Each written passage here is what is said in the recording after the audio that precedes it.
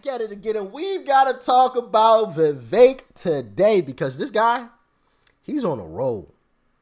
He is absolutely on a tear, destroying the mainstream media, and I'm loving it.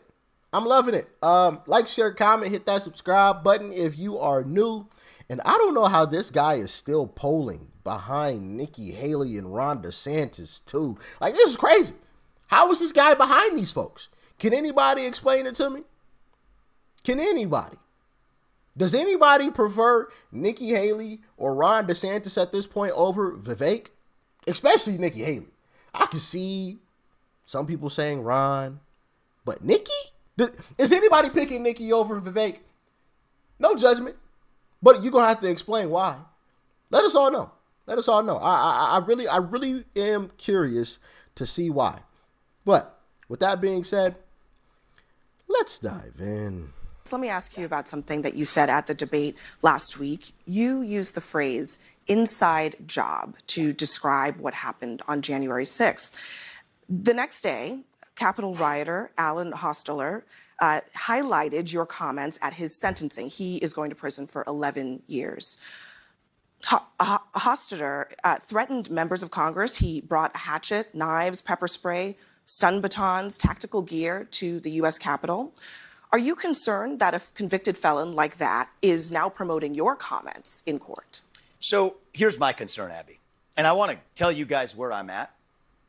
If you had told me, it's close to 3 years ago that January 6, 2021 happened. If you had told me 3 years ago, back when I was a biotech CEO, not steeped in this world, I was just consuming passive media, but was focused on my world of developing medicines. If you had told me that January 6 was in any way an inside job, the subject of government entrapment, I would have told you that was crazy talk.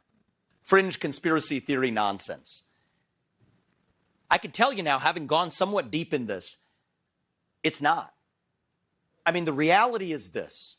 We do have a government, first of all, we have to acknowledge, that has lied to us systematically over the last several years about the origin of COVID-19, about the Hunter Biden laptop that we were told was false by 51 CIA experts and otherwise before we now know that it was true. You can go straight down the list, the Trump-Russia disinformation collusion hoax, all of it. Now we come to January 6th. The reality is we know that there were federal law enforcement agents in that field. We don't know how many. I think it's shameful. If I may finish just answering. Well, let me this is really important. I'm going to go ahead and interrupt you here because I know this, the establishment doesn't approve of this message. I know there were federal we should be able to talk about this. You're saying that.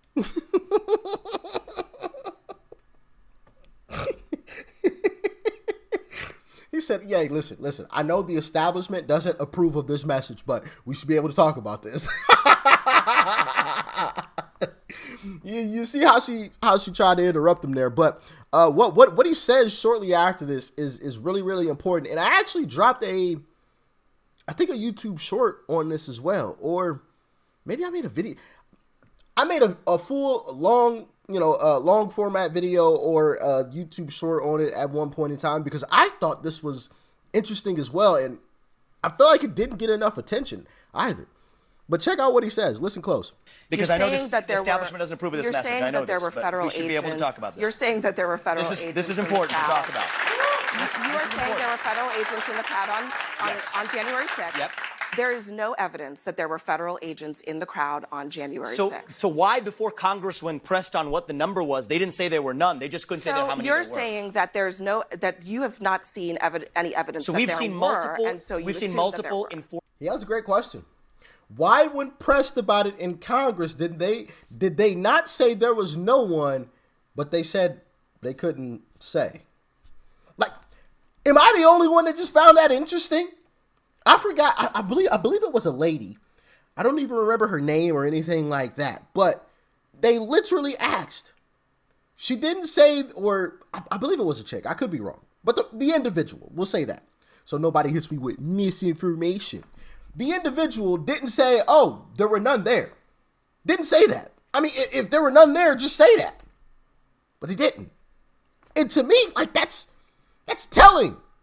That's telling. Like, that tells me everything that I need to know.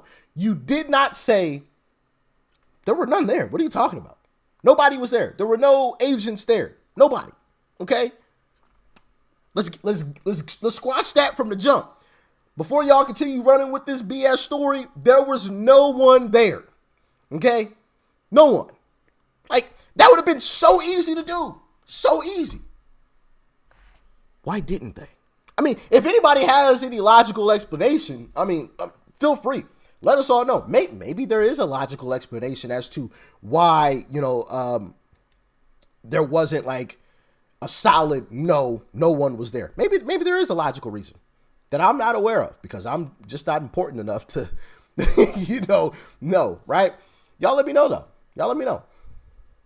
Evidence so that we've there seen were, multiple and so we've seen multiple informants suggesting that they were. We know people were FBI informants who were asked to Is there any evidence? May I just finish this and then you can come back and question me? Let me clarify. I know it's very uncomfortable for you. I'm going to clarify my question. I know this is an uncomfortable issue for many people, but we have to do the truth here. I'm going to clarify my question because I want to make sure that you understand what I'm asking. I understand this deeply. And I told you, I was with you 3 years ago. I'm not there now. Where is the evidence? Yes. Where is the evidence that the government had a plot? So let's do this. An inside job. But no, I'm going to tell you what an inside job is because I'm not violence on January 6th. I'm not going to let you put words in my mouth. I'm going to put my words in my mouth. And I'm going to tell you what I mean by that. Where is the evidence that the government was involved in planning or executing January 6th?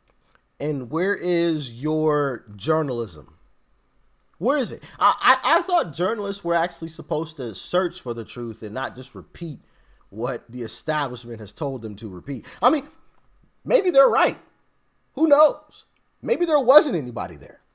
But actually ask the questions. It's so obvious what's happening now. They don't even ask the question. They're not even interested in asking the question. They're not even interested in going and doing the work and digging deep into it. It's just, the establishment told us nobody there. Like, what happened to actual journalism? Well, we're going to get the inside scoop tonight. Like, what happened to the inside scoop? What happened to, going behind closed doors, doing backhand deals and whatnot to make sure that you get the exclusive interview, the exclusive information? Like, what happened to this stuff? What happened? Sheesh. And they wonder why their ratings are in the tank.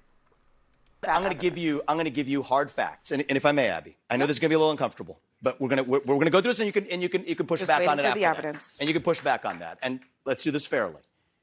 Why did they suppress footage of now what's been released? 200 hours of footage of shooting rubber bullets into that crowd, shooting tear gas into that crowd. You didn't see that before. You saw what the response was to that.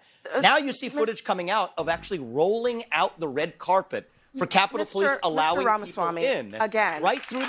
Look, trying to interrupt them again. The vast majority of the footage evidence should have been released before, Abby. Mr. Ramaswamy, the vast majority of the footage shows police officers being overrun and I want to talk about one more by case. violent this is really important. riders. Look.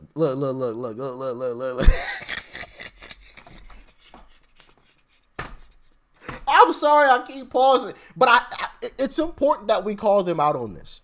It is important that we don't just let stuff like this slide by. Because you see what she's doing. She's trying to overtalk him so that he can't get his point across. Whenever he says something that the establishment doesn't approve of, oh no, I've got to correct him. Oh no, I've got to get the correct statement out so I can repeat these same lines that I've been told to repeat. Like, I personally feel like it's obvious what's happening right now, but I don't know. Maybe they're... Y'all let me know. This stuff is crazy to me. Let him speak, okay? Once he's done speaking, if you feel like you need to correct something, correct it thereafter. Even if you need to, jot down a quick note or two. I wouldn't even knock her for that.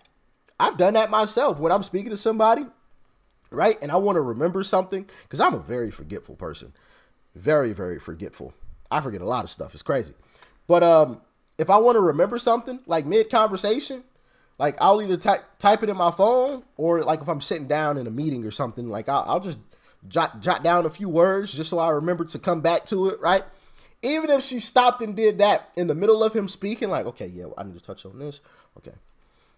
And continued on with the I wouldn't knock her for it, but let him speak. Let him speak. He'll be quiet when you talking, and you be quiet when he talking. What's difficult about that? It's because they're afraid, though. They're afraid. They have to control the establishment, and Democrats have to control everything. They try to accuse Republicans and the MAGA extremists with Trump, of being the authoritarians and the dictators, but it's really them. Think about it. They literally want to control everything. They want to control how you can speak. Look, you got a perfect example of it right here. They want to control whether you can have gas stoves or not. They want to control whether you can drive your car freely or not. There was a story that came out. They want to put kill switches in your cars by 2026. Allegedly, of course. I got to say allegedly. Yeah. So they can just shut your car off. Allegedly, of course. Got to say that. Right? All these like stupid little things all over the place. But Trump and Republicans are the ones that want to control people.